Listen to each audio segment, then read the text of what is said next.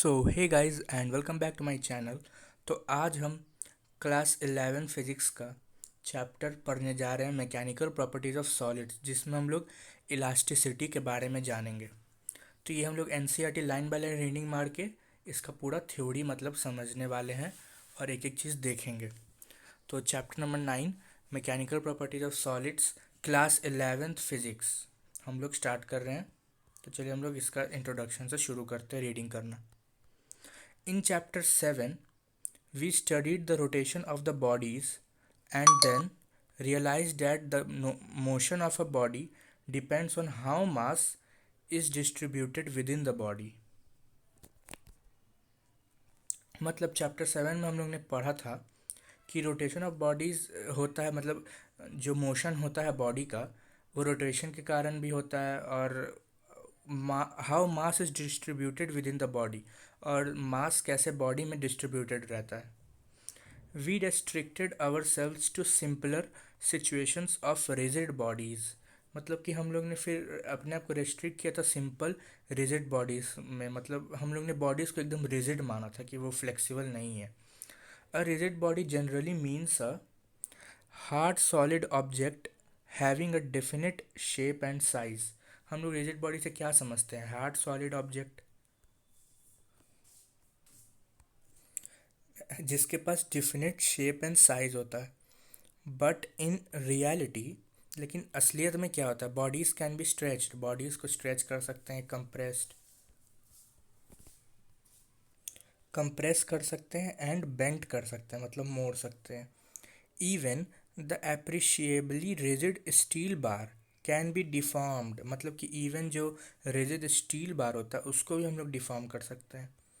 When a sufficiently large external force is applied on it, जब sufficiently large मतलब बहुत ज़्यादा एक्सटर्नल फोर्स उस पर अप्लाई करेंगे। This means that solid bodies are not perfectly rigid, इसका मतलब है कि सॉलिड बॉडीज़ परफेक्टली रिजिड नहीं होते हैं। A solid has definite shape and size, solid के पास डेफिनेट शेप एंड साइज होता है। In order to change or deform the shape or size of a body a force is required, और इसको change करने के लिए एक फोर्स चाहिए। If you stretch a helical spring by gently pulling its ends, the length of spring increases slightly. अगर जैसे हम लोग एक हेलिकल स्प्रिंग को खींचें तो उसका लेंथ भी बदलता है। When you leave the ends of the spring it regain it's original size and shape, और जैसे ही छोड़ दें तो ओरिजिनल साइज एंड शेप पे आ जाता है। The property of a body by virtue it tends to regain its original size and shape when the applied force is removed is known as elasticity. तो इलास्टिसिटी होता क्या है? The property of a body by virtue of which it tends to regain its original size and shape when the applied force is removed, उसको कहते हैं, and the deformation caused is known as elastic deformation. So ये simple definition. However, if you apply force to a lump of पुटी और mud, मतलब mud या फिर उसके उस पर हम लोग फोर्स लगाएंगे, they have no gross tendency to regain, और तो वो लोग वापस नहीं आते हैं मतलब अपने ओरिजिनल शेप एंड साइज में, their previous shape, and they get permanently deformed. Such substances are called plastic, उनको हम लोग प्लास्टिक बोलते हैं। साइंटिफिक टर्म में प्लास्टिक का डेफिनेशन यही है। And this property is called plasticity, और इस प्रॉपर्टी को बोलते हैं प्लास्टिसिटी। तो इलास्टिसिटी का उल्टा है plasticity. Putty and mud are close to ideal plastics, और ये आइडियल प्लास्टिक के बहुत क्लोज है। नेक्स्ट है the elastic behaviour of materials plays an important role.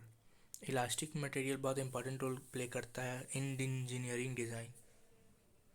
For example, while designing a building, knowledge of elastic properties of materials like steel, concrete, etc. is essential. क्यों? तक क्योंकि इसमें आगे दिखाएगा the some is true in the design of bridges, automobiles, ropes etcetera. मतलब ropes, automobile सब बनाने में यूज़ होता है। ऐसा क्यों होता है? क्योंकि गर्मी में कोई भी बॉडी एक्सपैंड करता है और ठंड में वो सिकुड़ जाता है, तो उसको एक मतलब एक रेंज में हम लोग लाते हैं उसके आइडिया लगा के, ताकि वो गर्मी में इतना भी ना फैल जाए कि पूरा ब्रिज टूट जाए या फिर जो रेलवे लाइन है वो अलग हो जाए, कुछ इस प्रकार से। तो इसमें है, इसमें आगे रीज़न भी दिया हुआ रहेगा। One could also ask, can we design an aeroplane which is very light but sufficiently strong? Can we design an artificial limb which is lighter but strong? Why does a railway track have a particular shape like eye? Why is glass brittle while brass is not? Answer to such questions begin with the study of how relatively simple kinds of loads or forces act to deform different solid bodies. In this chapter, we shall study the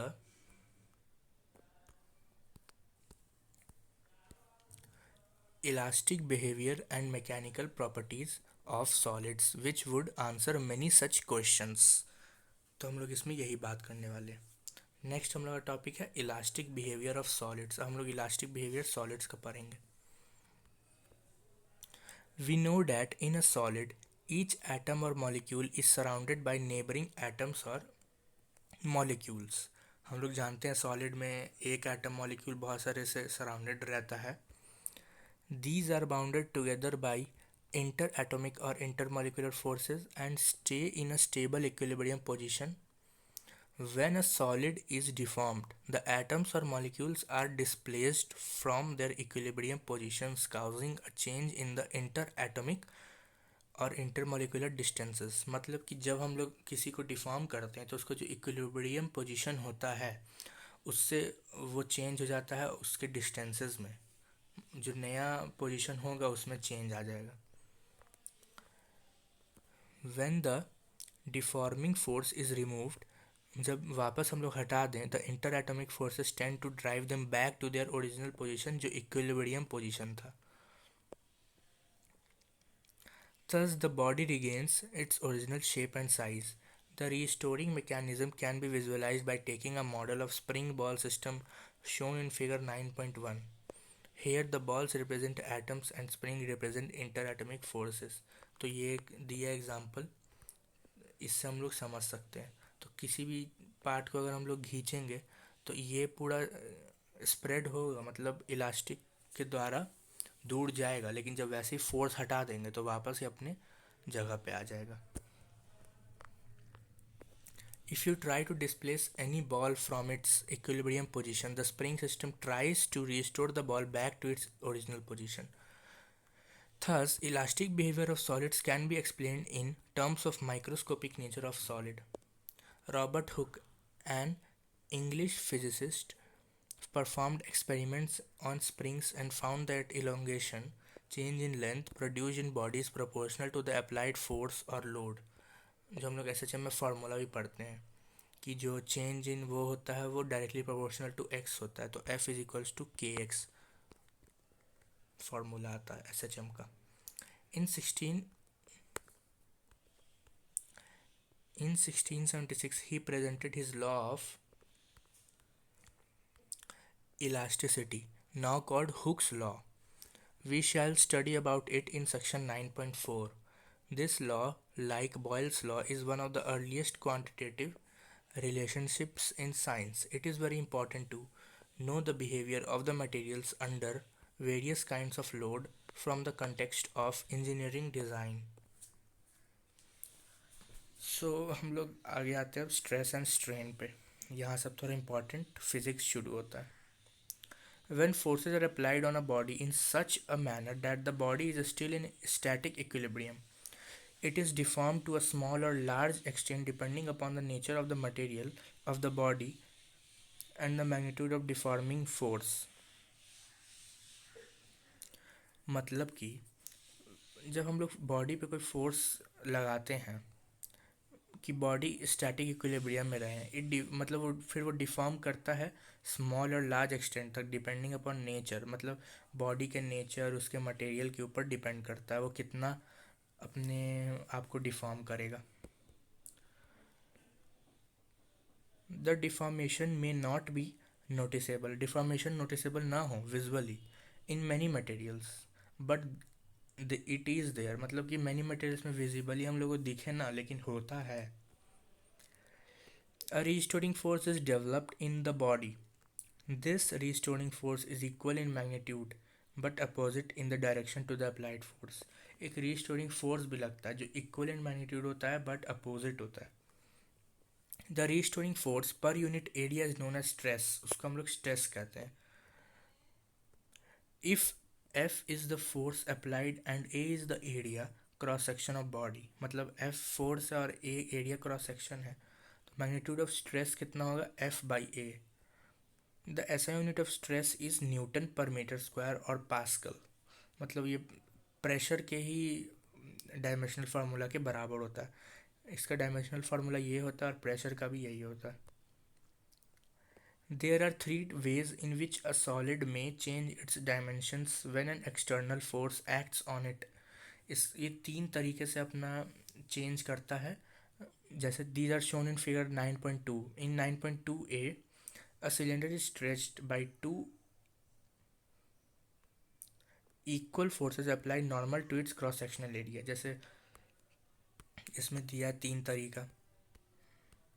एक हो गया ये, एक cylinder को हम लोग ऊपर नीचे खींचें तो ये चेंज होगा. और एक बी में हो गया कि एक सिलेंडर को हम लोग थीटा एंगल से हम लोग इसको ये स्ट्रेस पहुंचाए. और थर्ड केस में किसी भी बॉडी को हम लोग इसको टेंजेंशियली फोर्स लगाते हैं तब ऐसा होता है. तो हम आते हैं वापस अपने इस पेज पर. The restoring force per unit area in this case is called tensile stress. मतलब कि सिलेंडर पे जो हम लोग ऊपर नीचे फोर्स लगा रहे थे उसको टेंसाइल स्ट्रेस कहते हैं. If the cylinder is compressed under the action of applied forces, मतलब अब अगर उसको हम लोग कंप्रेस करें, the restoring force per unit area is called compressive stress. उसको हम लोग कंप्रेसिव स्ट्रेस कहेंगे जब हम लोग कंप्रेस करेंगे. और जब हम लोग खींचेंगे तो उसको टेंसाइल कहेंगे. Tensile or compressive stress can also be termed as longitudinal stress. इसको हम लोग अच्छा टर्म यूज़ करते हैं longitudinal stress. In both the cases there is change in the length of cylinder. The change in length delta L to the original length L of the body is known as longitudinal strain. मतलब अब यहाँ से थोड़ा simple चीज़ समझना हो, जैसे कि stress तो हो गया हम लोग का ये लॉन्गिट्यूडनल स्ट्रेस, तो हम लोग का हो जाएगा फोर्स अपॉन एरिया. लेकिन स्ट्रेन क्या होगा? लॉन्गिट्यूडनल स्ट्रेन हो जाएगा change in length upon total length. इसको कहेंगे longitudinal strain. However, if two equal and opposite deforming forces are applied parallel to the cross-sectional area of cylinder as shown in figure 9.2b, there is relative displacement between the opposite faces of the cylinder. The restoring force per unit area developed due to applied tangential force is known as tangential or shearing stress. तो जब हम लोग ने B case देखा था जिसमें हम लोग थीटा से उसको टेंजेंट पे फोर्स लगा के इसको डिफॉर्म कर रहे थे, तो इसको बोलते हैं टेंजेंशियल स्ट्रेस, जिसमें थीटा एंगल का आता है. यहाँ पे लेंथ का कोई रोल नहीं है. As a result of applied tangential force there is a relative displacement delta x between two opposite faces of cylinder as shown in figure 9.2. The stress is so produce is known as shearing strain and it is defined as the ratio of relative displacement of faces delta x to the length of cylinder. मतलब कि ये जो distance हुआ ये delta x ये हो गया इसका मतलब चेंज इन लेंथ. तो change in length upon L हो जाएगा शेयरिंग स्ट्रेन और ये टैन थीटा के बराबर आएगा. तो वही इसको टैन थीटा के बराबर भी कह सकते हैं. Where theta is the angular displacement of the cylinder from the vertical. Usually theta is very small, तो tan theta को हम लोग theta के बराबर ले लेते हैं. If theta is equals to 10 degree, for example, there is only 1% difference between theta and tan theta.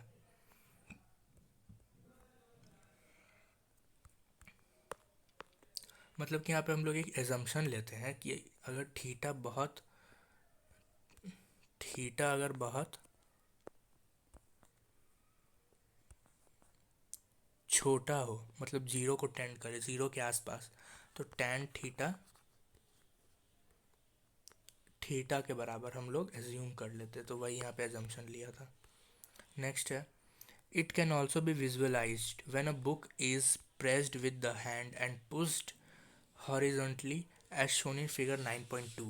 मतलब कि इसको हम लोग विजुअलाइज कैसे कर सकते हैं, एक बुक को लेके उसको टेंजेंशियली पुश करके. Thus steering strain is equals to tan theta is equals to theta. In figure 9.2d, a solid sphere placed in the fluid under high pressure is compressed uniformly on all sides. मतलब कि एक तो ये हो गया अब D में, जिसमें हम लोग एक सॉलिड स्फेयर को चारों तरफ से हम लोग फोर्स लगा रहे हैं और इसके वॉल्यूम में चेंज ला रहे हैं. The force applied by the fluid acts in perpendicular direction at each. ये कब होता है, जब हम लोग इसको पानी में रखते हैं या फिर हाई प्रेशर जगह पे. Direction at each point of surface and body is said to be under hydraulic compression. Hydraulic compression हुआ क्योंकि हम लोग पानी में रखे हैं या प्रेशर के अंडर रखे हैं. This leads to decrease in its volume without any change of its geometrical shape. और इसमें वॉल्यूम में चेंज आता है लेकिन ज्योमेट्रिकल शेप में चेंज नहीं आता है. The body develops internal restoring forces that are equal and opposite to the forces applied by the fluid. और बॉडी के अंदर भी फोर्स आ जाता है इक्वल एंड अपोजिट जो फ्लूइड लगा रहा है. The body restore its original shape and size when taken out from the fluid. The internal restoring force per unit area in this case is known as hydraulic stress. इसमें हम लोग इसको hydraulic stress कहते हैं. And in magnitude is equal to hydraulic pressure. और जो हम लोग मैग्नीट्यूड में जो हम लोग प्रेशर लगाएं उसी के बराबर होगा. The strain produced by hydraulic pressure is called volume strain. इसको हम लोग वॉल्यूम स्ट्रेन कहते हैं. And is defined as the ratio of change in volume to the original volume. तो डेल्टा वी बाई वी हो जाएगा volume strain. Since the strain is a ratio of change in dimension to the original dimension, it has no units of dimensional formula. हाँ, और strain का कोई dimensional formula नहीं होता और इसका कोई यूनिट नहीं होता, लेकिन स्ट्रेस का होता है पास्कल. अब हमारा टॉपिक आता है हुक्स लॉ, जो इस चैप्टर का इम्पॉर्टेंट टॉपिक है. सो हुक्स लॉ है, stress and strain take different forms in the situations depicted in figure 9.2. For small deformations, the stress and strain are proportional to each other. This is known as Hooke's law. मतलब कि for small deformation, मतलब जब छोटा deformation होता है तो stress strain के directly proportional होता है. तो इसका यहाँ पे दिया हुआ है रिलेशन वेयर के is proportionality constant and is known as modulus of elasticity. इसको modulus of elasticity कहते हैं. तो यही आप लोग सुने होंगे यंग्स मॉड्यूलस, बल्क मॉड्यूलस. तो यही होता है स्ट्रेस अपॉन स्ट्रेन, इसी को कहते हैं हम लोग इलास्टिसिटी. और यही बन जाता है यंग्स मॉड्यूलस, डिफरेंट केस में आ जाता है. तो Hooke's law is an empirical law and is found to be valid for most materials. मतलब ये एम्पेरिकल लॉ और सब मटेरियल के लिए वैलिड पाया गया है. However there are some materials which do not exhibit this linear relationship. इन कुछ ऐसे मटेरियल हैं जो ऐसे लीनियर रिलेशनशिप फॉलो नहीं करते हैं, लेकिन बहुत कुछ ही हैं. अब है स्ट्रेस स्ट्रेन कर्व. ये भी बहुत इंपॉर्टेंट है, एग्जाम में तो पूछता ही है. The relation between the stress and strain for a given material under tensile stress can be found experimentally. तो इसको एक्सपेरिमेंटली फाइंड किया गया था. In a standard test of tensile properties, a test cylinder or a wire is stretched by an applied force. तो एक standard test किया गया था, उसमें टेंसाइल प्रॉपर्टी को जब टेस्ट कर रहे थे तो टेस्ट सिलेंडर को लिया गया या वायर को लिया गया और फिर उस पर फोर्स लगाया गया. The fractional change in length, the strain, जिसको हम लोग स्ट्रेन कह रहे हैं, and the applied force needed to cause the strain are recorded. सबको हम लोग रिकॉर्ड किए ठीक से. The applied force is gradually increased in steps and the change in length is noted. A graph is plotted between the stress, which is equal in magnitude to the applied force per unit area, and the strain produced. A typical graph for a metal is shown in figure 9.3. Analogous graphs for compression and shear stress may also be obtained. The stress strain curves vary from material to material. These curves help us to understand how a given material deforms with increasing loads. From the graph, we can see that in region between O to A, the graph is linear. तो हम लोग पहले graph देखते हैं. तो ये रहा graph. तो इसमें इनिशियली तो सब सीधा सीधा जा रहा था लीनियरली, लेकिन ओ से ए तक सब लीनियर जा रहा था, जैसे कि इसमें दिया है. In this region Hooke's law is obeyed. इसमें हुक्स लॉ ओबे होता है क्योंकि लीनियरली है, तो stress directly proportional to strain होना चाहिए. तो हाँ, ओ से ए में फॉलो कर रहा है. The body regain its original dimension when the applied force is removed. In this region the solid behaves as an elastic body. और इस रीजन में बॉडी एक इलास्टिक बॉडी जैसा बिहेव कर रहा है. In the region from A to B, stress and strain are not proportional. A से B में क्या हो रहा है, स्ट्रेस और स्ट्रेन प्रोपोर्शनल नहीं है, थोड़ा सा कर्व आ गया है. तो इसको भी हम लोग समझेंगे एक करके. Nevertheless, the body still returns to its original dimension when the load is removed. लेकिन अभी भी बॉडी अपने ओरिजिनल डायमेंशन पे पहुंच जाएगा. The point B in the curve is known as yield point और elastic limit, and the corresponding stress is known as yield stress sigma Y of the material. B position पे yield point इसको कहते हैं, और A को क्या बोलते हैं, proportional limit. Next, if the load is increase further, और हम लोग और फोर्स आगे लगाए, the stress developed exceeds the yield strength and strain increases rapidly even for a small change in the stress. मतलब कि और अगर फोर्स लगा दे तो अब यहाँ पे क्या होने लगता है कि कम स्ट्रेन के लिए ही, कम स्ट्रेस के लिए स्ट्रेन बढ़ने लगता बहुत ज़्यादा. The portion of curve between B and D shows this. B और डी में यही हो रहा है कि मतलब और अगर फोर्स लगा रहे हैं तो इस बार क्या हो रहा है कि कम स्ट्रेस में भी ज़्यादा स्ट्रेन आने लग रहा है. When the load is removed से some point C between B and D, the body does not regain its original dimension. इसका मतलब क्या हुआ कि अब वो डिफॉर्म हो चुका हमेशा हमेशा के लिए. मतलब कि अगर बी और डी के बीच में आ चुका है फोर्स का वैल्यू, मतलब कि यहाँ से यहाँ के बीच में कहीं भी अगर आ गया है फोर्स का वैल्यू, मतलब स्ट्रेस का वैल्यू, तो फिर वो अपने वापस ओरिजिनल फॉर्म में नहीं आ पाएगा. मतलब वो शेप ख़राब हो चुका है वो बॉडी. जैसे कि हम लोग नहीं, स्प्रिंग को अगर हम लोग बहुत ज़्यादा खींच दें तो वो हमेशा हमेशा के लिए खींचा हुआ रह जाता है. तो वही वो किसी बीच का पॉइंट में आता होगा. मतलब कि हम लोग ने उसको इतना स्ट्रेस दे दिया कि वो इन दोनों के बीच में आकर ही लाई कर गया, और फिर उसके बाद वो अपने ओरिजिनल फॉर्म में नहीं आ पाया. यही यहाँ पे दिया है. The body does not regain its original dimension. In this case, even when the stress is zero, the strain is not zero. और इस केस में क्या हो जाएगा, अगर स्ट्रेन ज़ीरो भी रहेगा स्ट्रेस, तो स्ट्रेन ज़ीरो नहीं होगा. लेकिन the material is set to be have permanent set. उसके बाद वो परमानेंट सेट हो जाता है. The deformation is set to be plastic deformation. इसको हम लोग प्लास्टिक डिफॉर्मेशन भी कहते हैं. The point D on the graph is the ultimate tensile strength. और पॉइंट डी को बोलते हैं हम लोग ultimate tensile strength sigma you.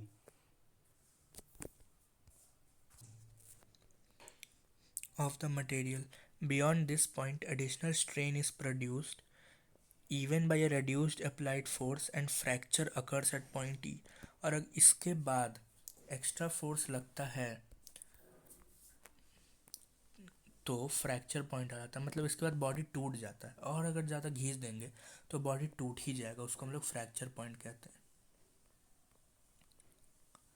सो कहाँ जाए हम लोग, हाँ. of the material beyond this point additional strain is produced even by a reduced applied force and fracture आ जाता है. फिर the ultimate strength and fracture points D and D are close. ये दोनों बहुत क्लोज है. the material is said to be brittle. अगर ये दोनों बहुत क्लोज है तो मटेरियल को ब्रिटल कहा जाएगा. अगर डी ई बहुत क्लोज है तो मटेरियल को ब्रिटल कहा जाएगा. ऐसा क्यों, क्योंकि अगर डी और ई बहुत क्लोज है ग्राफ में, अगर मान लेते हैं ई यहीं पे होता तो थोड़ा सा भी एक्स्ट्रा फोर्स होता है और वो टूट जाता। इसीलिए जो ग्लास होता है उसमें थोड़ा सा भी हम लोग फोर्स लगाते तो टूट जाता। लेकिन जो थोड़ा दूर होगा वो ब्रिटल नहीं होगा, वो डक्टाइल होगा। If they are far apart the material is said to be ductile. As stated earlier, the stress strain behaviour varies from material to material. ये मटेरियल से मटेरियल में वैरी करता है। For example, rubber can be pulled to several times to its original length and still returns to its original shape. Figure 9.4 shows a strain stress curve for the elastic tissue of aorta present in the heart. Note that although elastic region is very large, the material does not obey Hooke's law. लेकिन यहाँ पे इसमें material Hooke's law नहीं कर रहा है। ये stress strain curve दिया इलास्टिक टिश्यू का, आउटा का, लेकिन ये हुक्स लॉ ओबे नहीं कर रहा है। क्यों? क्योंकि इसमें जो डिफॉर्मेशन है ज़्यादा है, ऊपर से और भी इसमें एक्सेप्शन है, जैसे कि ये बहुत यहाँ पे लिखा हुआ था, हाँ, elastic region is very large, इसीलिए। So secondly, there is no well defined plastic region. और इसमें दूसरा कि यहाँ पे कोई प्लास्टिक रीजन डिफाइंड नहीं है। Substances like tissue of outta, rubber, etc., which can be stretched to cause large strains are called as elastomers। और सब्सटेंस जैसे आउटा हो गया, रबर हो गया, जिसको लार्ज स्ट्रेन हम लोग दे सकते हैं, मतलब लार्ज डिफॉर्मेशन, उसको इलास्टोमर कहते हैं। और यहाँ पे हुक्स लॉ में लिखा हुआ भी था कि ये कब अप्लाई होता है, फॉर स्मॉल डिफॉर्मेशंस। लेकिन रबर बैंड में क्या होता है, लार्ज डिफॉर्मेशन। रबर बैंड तो बहुत ज़्यादा स्ट्रेच हो जाता है ना, विजिबल हम लोग के आँख के लिए, इसीलिए वो हुक्स लॉ ओबे नहीं करता और उसका कुछ ऐसा ग्राफ बनता है और वो इलास्टोमर्स कहलाता है। तो चलिए आज की वीडियो में इतना ही। नेक्स्ट हम लोग देखेंगे इलास्टिक मॉड्यूली के बारे में, और इसके आगे का पूरा यंग्स मॉड्यूलस, बल्क मॉड्यूलस, ये सब देखेंगे पूरा और इसमें क्वेश्चंस भी हम लोग देख लेंगे क्या क्या है। तो तब तक के लिए, इस वीडियो के लिए, अगर आपको अच्छा लगा वीडियो तो लाइक करिए और सब्सक्राइब करिए। मिलते हैं नेक्स्ट वीडियो में, बाय।